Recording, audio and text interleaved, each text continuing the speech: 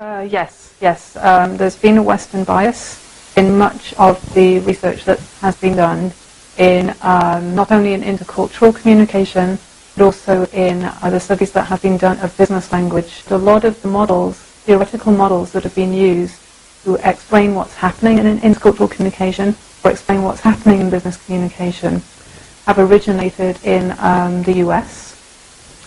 And so those models have then been reapplied outside of contexts where English is a first language, for example. So there has been that bias. The other thing is that a lot of the work that's been done on language, anyway, has very much focused on English as a dominating world language, partly because the background of the researchers, they often came from the English-speaking countries. However, I would say that recently, within the last 5 years in particular, there's been much more awareness that this is something that needs to be addressed.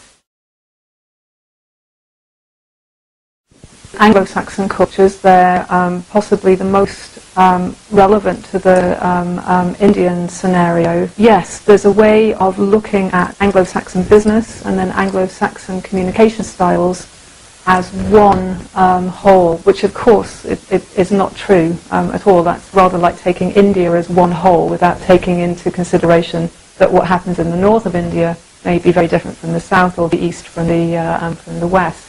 If you look at North America even, there are very big cultural differences between Canada and the United States. In Canada, if you are an immigrant into Canada, you are encouraged to retain your original culture.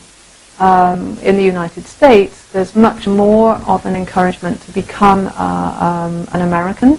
We move a little bit further east. If I look at the situation in the UK, the UK clearly has strong historical links both with Canada and with the US. But I think over the last 20 years it has become much more influenced by the European Union and by becoming a member of the European Union and behaving as quite a strong member of the European Union.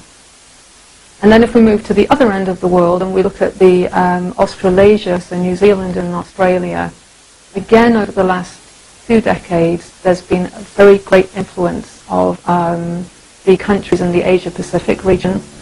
There are 2 researchers called Scullin who talk about, they call it the utilitarian discourse style, which is a particular type of communication style that's characteristic of those countries, where it's very brief, clarity is prized, objectivity is prized, and those I think still are to a certain extent characteristic of those countries. But